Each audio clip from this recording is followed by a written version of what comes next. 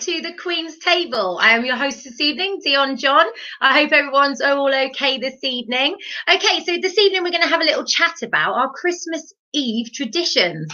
So the first person I'm going to bring on to have a little chat about is our Pageantland founder. We've got Jessica Barkley, so we're just going to have a little chat with her now first, okay? Hello, Jessica. Hello, hi. Oh, I'm feeling all festive. Yay, me too. Oh, I like it. And you got a reindeer jumper on. I love it. Oh, yes, me too. We've got the reindeer jumpers on. It's all good. It's all good. So, how are you this evening? Oh, I'm good. My daughter's got the same Christmas jumper.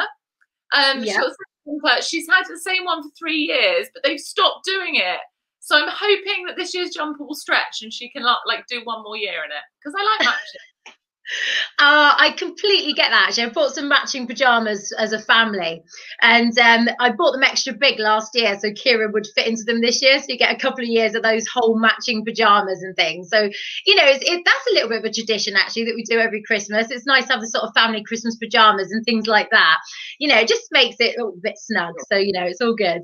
Cut the legs short and they can be shorts and it'll last for another year, because they just grow up for a while now. Do you know what?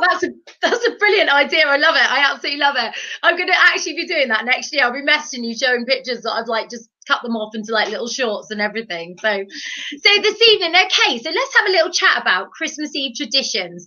What is your main Christmas Eve traditions you do in your household? We're trying to cling on to like a lot of them this year, obviously being like slightly different than normal, shall we say? Yes, definitely.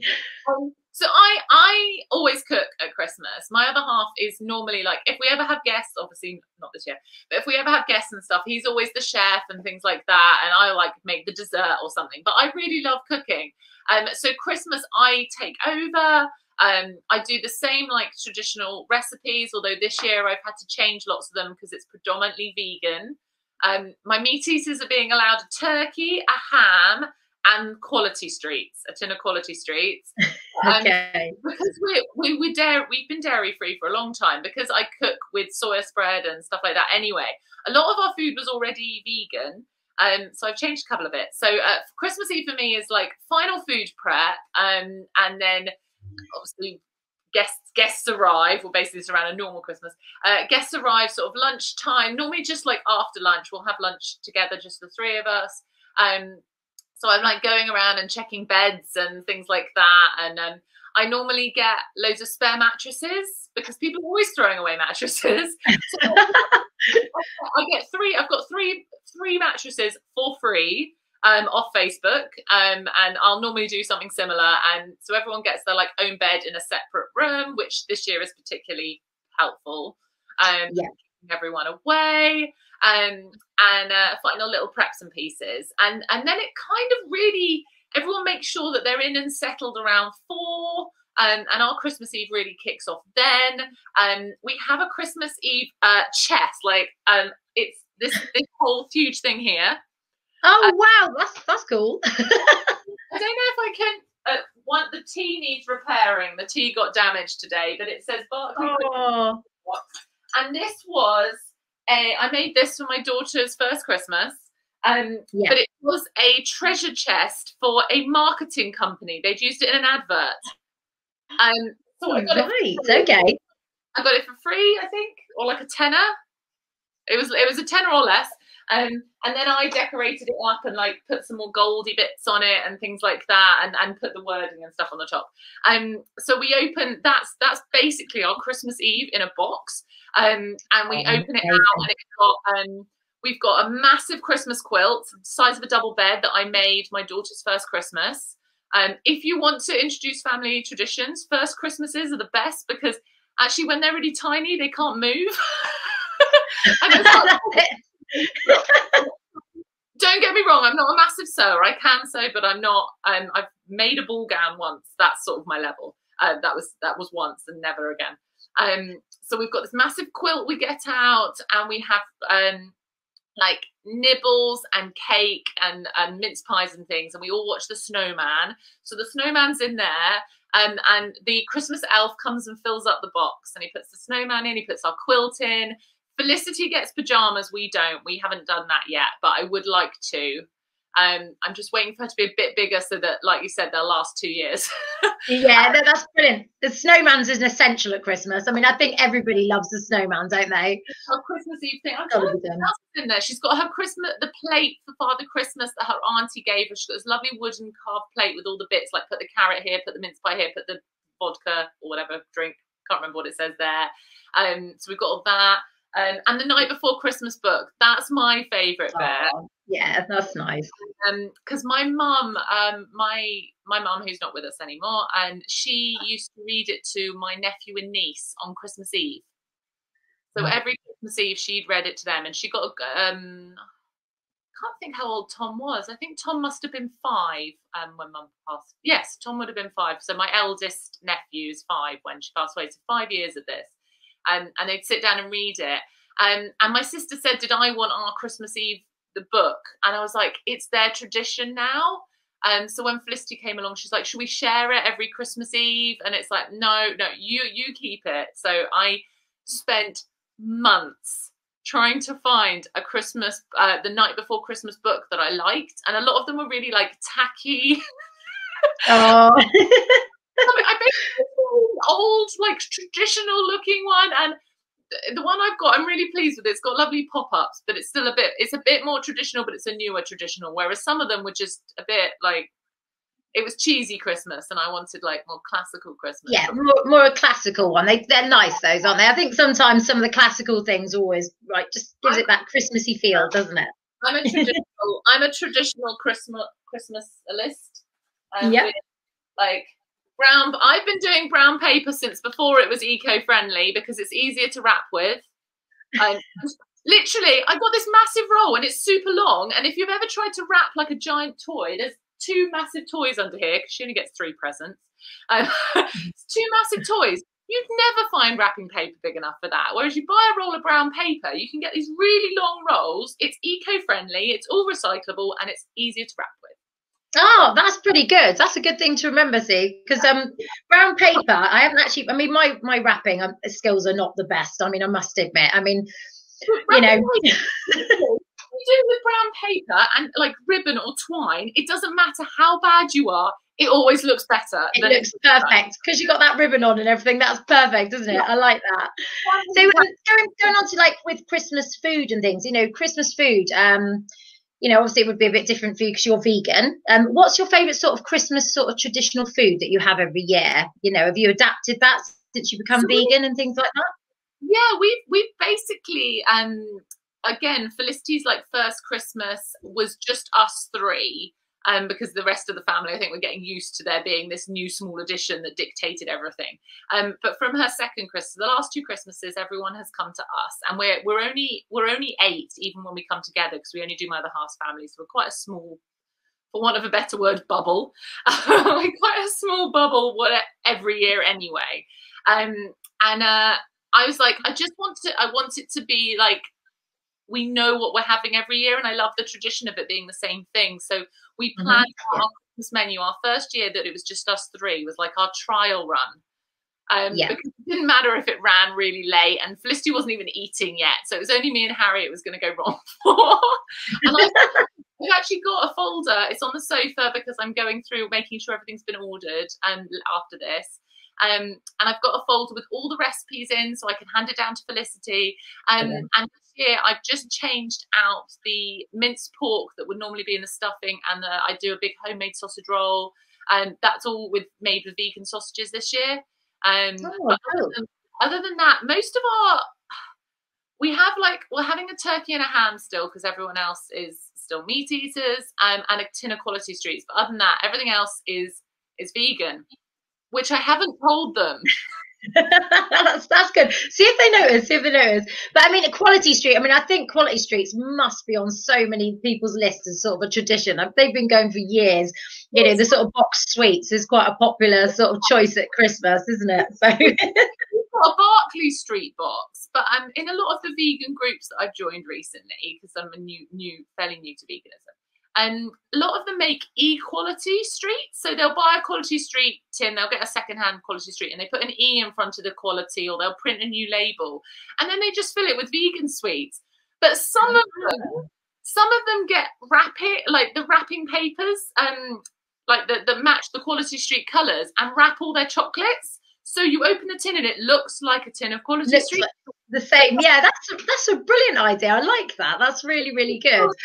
I wasn't doing that. The joke's on them, because everyone else has got Quality Street. But me and Harry have got all this really posh, yummy box of vegan truffles. And so we That's brilliant. I like it. I mean, I must admit, like, all these lovely little traditions. I mean, I think when your child's small, when you do have a child, or even if you're in a couple and you're in a new relationship, you do sort of like together sort of make these sort of every year traditions, don't you? They sort of come with the relationship, and if you have children, they sort of develop as well. I mean, one of ours is we got every single member of our family or friends to get us a Christmas bauble. So we've got on our tree, it's got memories. Like, say if we went to Longleat to see the Festival of Light, we'll pick up a little bauble, or for a walk to the light up forest or anything like that. And we buy things that just represents each year and these little memories. And I think the best one was when we went on the Polar Express train, and Kira actually got the bell from Santa. That was so cool. So, you know, that is proudly hung on our tree. She loves that. I just think these sort of things you build up over year. Oh yeah, it's a similar one. So it's a similar one. Yeah. So it's a similar one. It's there somewhere. I'll stop talking a minute, because I know we've got other guests coming on. That one. It's the Polar Express bell, yay! I do like the base of the tree. I do the main baubles, the bows, and the beads, and the lights. And then Felicity's advent calendar is every day as a decoration. So I don't have to buy an advent calendar every year. I don't have a child hopped up on bad chocolate and awful sweets from them. And they all they mean things. Like, we've got a for Felicity.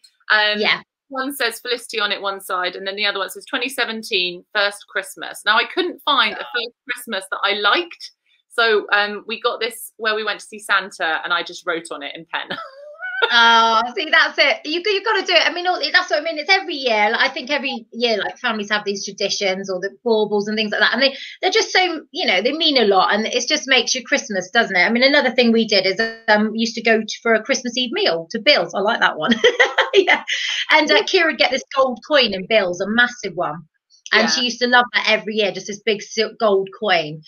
Unfortunately, I don't think that's going to happen this year, because unfortunately I think that's shut. But we'll do something else. You know, we'll do like a meal or something at home and just sort of improvise a bit, definitely. Yeah. So, okay, Jessica. Well, thank you so much for talking to us. Okay. You're welcome, my darling. It's lovely to see you, and happy Christmas. So in a minute, I'm just going to bring on the lovely Lucy King. So she's waiting here. Goodbye, Jessica. Okay. So, Lucy, are you here? Hello, Lucy. I am here. Hi. Hi. Hello, Lucy. You're all dark and I can't see you. I'm sorry. I'm in the car. I've just been to get my hair done, ready for Christmas. That's brilliant. Yeah, I must admit, when I've briefly seen your hair earlier, it did look very nice. It looked lovely. So Lucy. Well. There we go. Yay, we can see you a bit now. Yeah. There we go.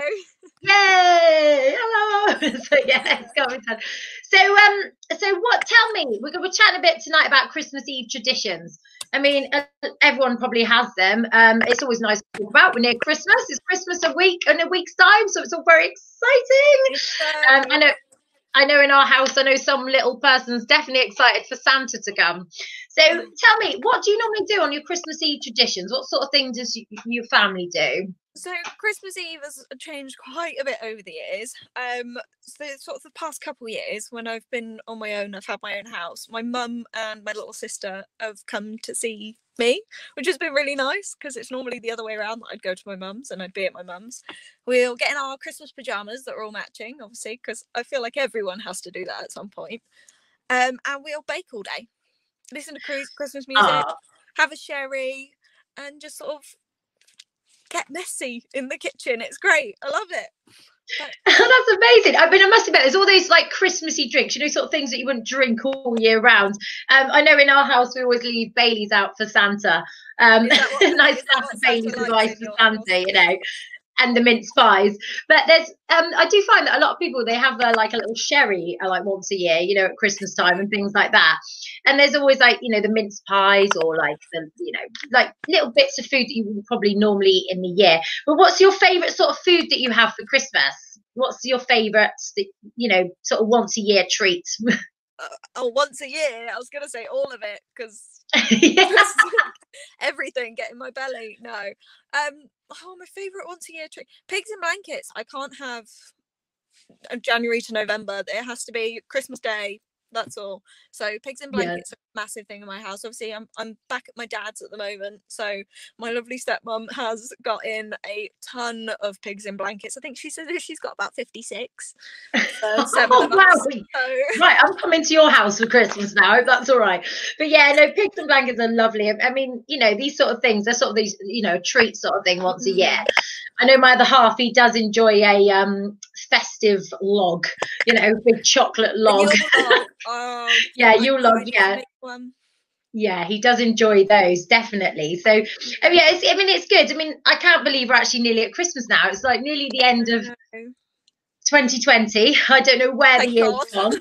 Yeah, I think a lot of us are feeling that this year, that we definitely want to, you know, maybe have a better year next year. I'm hoping that everyone's going to have a good Christmas and make the most of it and, you know, really enjoy it. So also in your house, I've got to ask this. I mean, what do you leave out for Santa Claus? Oh, it changes. It's always a cherry. Always a cherry. Yeah. And normally whatever we've baked on Christmas Eve, so that could be a mince pie, it could be sugar cookies, it could be peppermint creams, truffles, whatever we've baked on Christmas Eve, basically, Father Christmas gets as he comes down our chimney. I'll tell you what, between us all, I think Santa's very lucky this year, to be honest.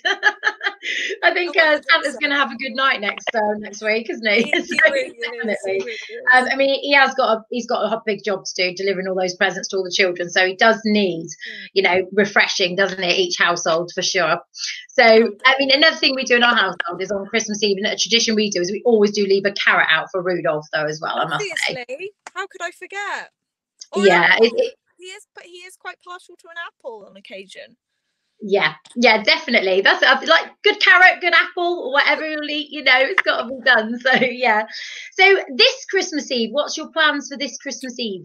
So this Christmas Eve, I'm actually not going to say in case anyone's watching, because I've got a few surprises for some people that are important. Sounds exciting. So I'm gonna keep stum about those just in case. Yeah. All a big secret. Secret. Do you a lot of people leave like a Christmas Eve sort of, or open a Christmas Eve present on Christmas Eve. That's a tradition that's been going for quite a long time. Do you participate in that at all? I don't, but this year I'm going to, because you've got me a cool present that I can't wait to open. So that's my Christmas Eve present. Thank you very much, Dion. Oh, amazing. Yes, you're opening the one for me. Yes, I can't wait for that. That's going to be fabulous. Yeah, I think that will suit you very well.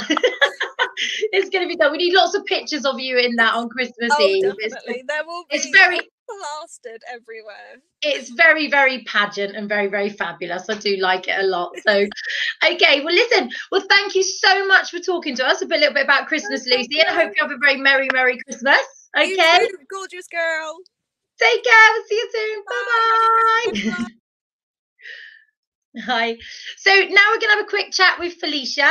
I'm going to have the chat with this lovely, lovely lady. Okay. Let me just get Felicia on here. Just have a nice little chat. Let me just get her for you. I was just trying to be very clear and just learn these bits here. Okay. So, Felicia, hi. How are you? I'm exhausted. Hello, my darling. How are you? I'm exhausted and I'm running around like a headless chicken.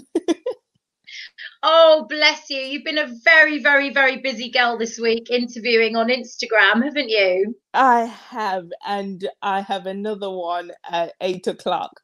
When I say that, Okay. I am one of those people who overcommits for things, forgetting other things. I am that person.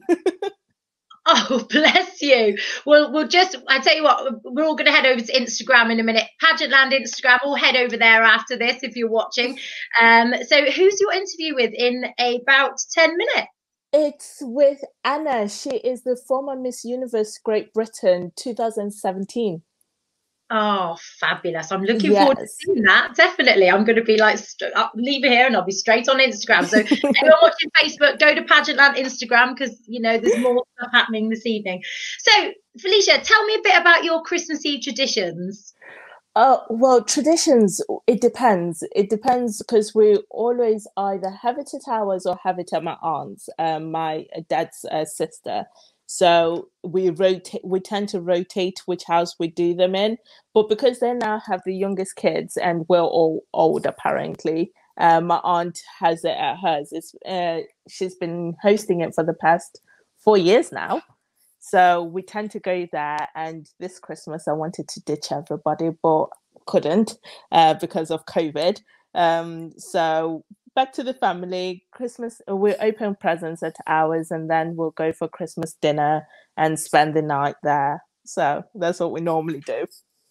Oh, that sounds absolutely lovely. I mean, like I say, it's going to be nice to see some family this year. I mean, some of our family that we normally go up to Wales, but this year we have sort of seen them drop off presents a few weeks ago because of the restrictions and things like that.